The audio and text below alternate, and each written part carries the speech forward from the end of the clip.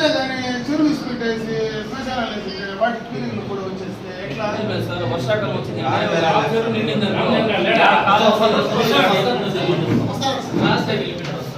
లేదు. మనకి గంటా ఊరు చెరువు ఉంది చూడు, ఈ టౌన్లో గంటా ఊరు చెరువు అనేది ఉంది. ఆ చెరువుకు సప్లై ఛానల్ బేసిక్గా అడవుల నుంచి సప్లై ఛానల్ వస్తుంది. దాన్ని ఇమీడియట్గా చూసి చెప్పి నాకు చెప్పు డబ్బులు ఎట్లా దీంట్లో ఉండే దాంట్లో పెట్టేశాను, నాకు ఎస్టిమేట్ వేసి ఎంత అవుతుంది చెప్పు.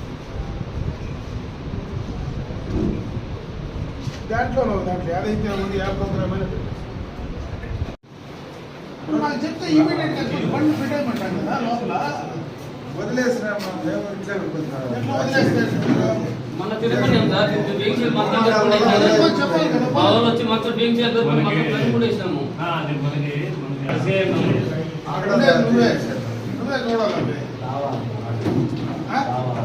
గత 20 సంవత్సరాల నీళ్ళు వస్తుంటే ఒక్క నీళ్ళు రాలేదు.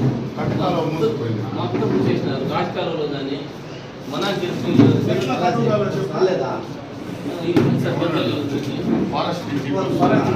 అడవిలో పడి నీళ్ళు అంతా గంట వరకు వస్తున్నాయి సార్. అవి హైవే నుంచి మన కాలు సెపరేట్ ఛానల్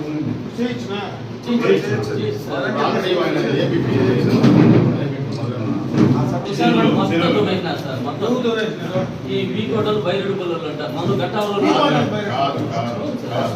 చెరువు ఆనుకొని కట్ట ఆనుకొని కొంతమంది మన వాళ్ళు వేసుకున్నారు. చెరువులో వచ్చేస్తే వస్తారు, చెరువులో అయినా మనకు నీళ్ళు తెలుస్తాయి, లేకపోతే బొడ్డలు అనుకుంటారు. పక్కకు వచ్చి శ్మశానాలు అంతా లోడేస్తే ఎట్లా కొంచెం స్ట్రిక్ట్గా తీసుకొచ్చారు. శ్మశానాలు తీసుకెళ్ళి ఒప్పుకో. ఏదన్నా మీరు కంప్లైంట్ చేస్తే రైతులు కంప్లైంట్ చేస్తారు, చేస్తే ఇమీడియట్ గా తీసుకొచ్చి